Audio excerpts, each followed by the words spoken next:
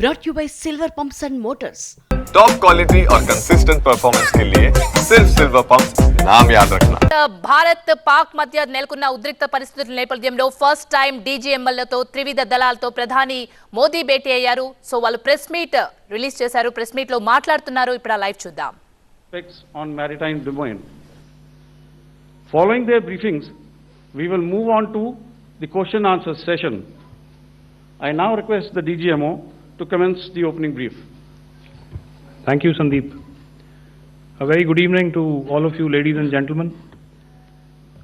You are all by now familiar with the brutality and the dastardly manner in which 26 innocent lives were prematurely terminated at Pahalgam on the 22nd of April.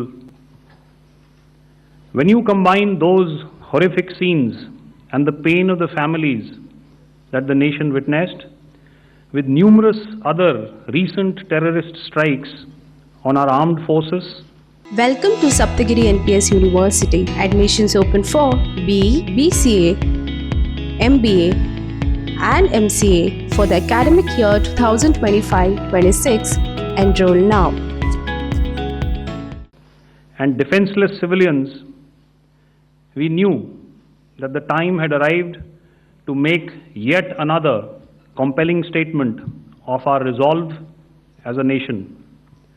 Operation Sindoor was conceptualized with a clear military aim to punish the perpetrators and planners of terror and to destroy their terror infrastructure. What I do not state here, of course, is the often stated determination of India and its intolerance to terror. It set into motion a very diligent and microscopic scarring of the terror landscape across the borders and the identification of terror camps and training sites.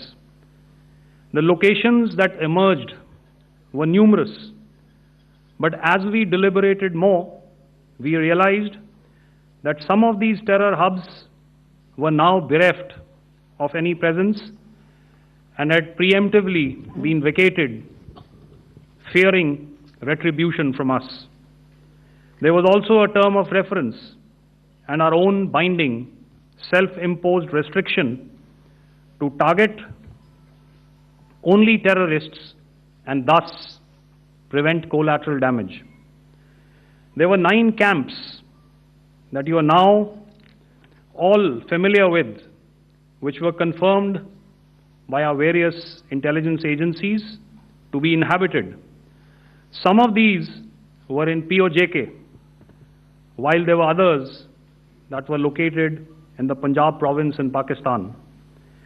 Nefarious places such as Muridke, the hub center of the Lashkar-e-Taiba, has over the years bred infamous characters such as Ajmal Kasab and the likes of David Headley.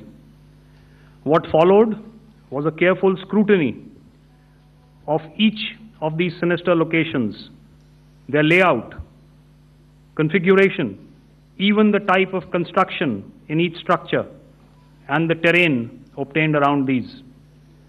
This was with an obvious intent to deduce and identify the exact vector that was required for their neutralization, as also the eyes in the sky that we would send up to ensure that we brought back evidence that we had indeed targeted what we set out to.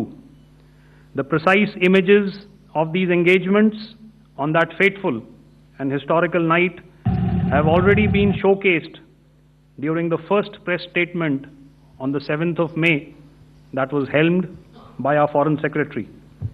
I have no doubt in my mind that we achieved total surprise, and those strikes across those 9 terror hubs left more than 100 terrorists killed, including high-value targets such as Yusuf Azhar, Abdul Malik Rauf, and Mudassir Ahmed that were involved in the hijack of IC-814 and the Pulwama blast.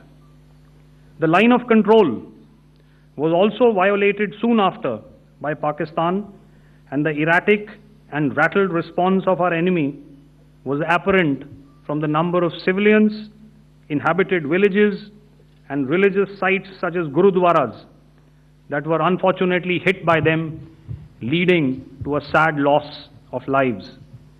The Indian Air Force played a major part in these strikes by engaging some of these camps, and the Indian Navy provided wherewithal in terms of precision munitions.